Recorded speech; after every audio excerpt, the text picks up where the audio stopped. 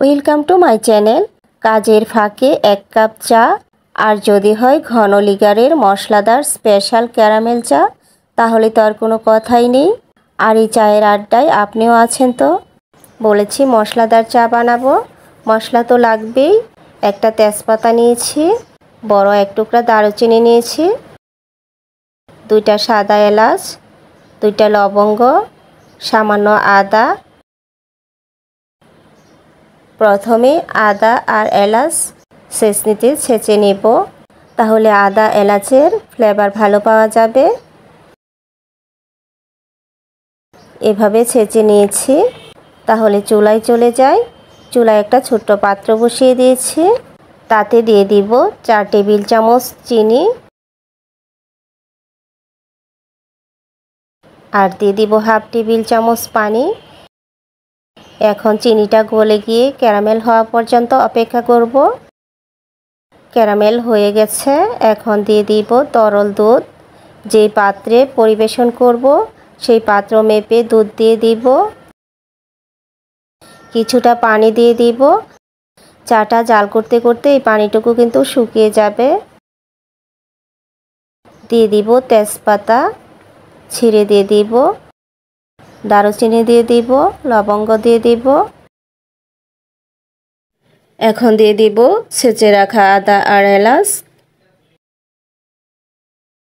নাড়াচাড়া করে কিছুক্ষণ জাল করে নেব।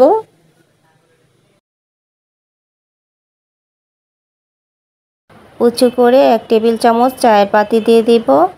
আর এই ফাঁকে একটা টিপস আপনাদের বলে রাখছি, দুধ চায়ে সবসময় চা পাতি বাড়িয়ে দিতে হয়, লিগারটা বাড়িয়ে দিতে হয়। গুঁড়া দুধ দিয়ে দিব 2 টেবিল চামচ, আর গুঁড়া দুধ গুলিয়ে দিতে হবে, না হলে দলা পেকে থাকতে পারে।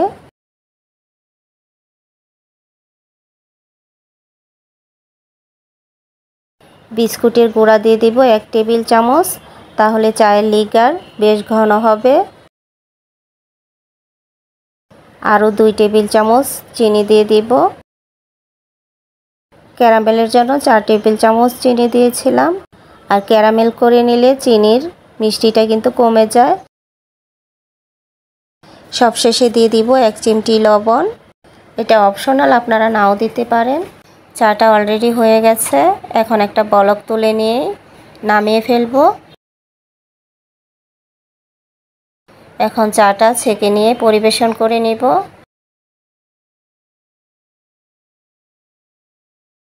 এই তো হয়ে গেল দুর্দান্ত স্বাদের ক্যারামেল মশলাদার চা।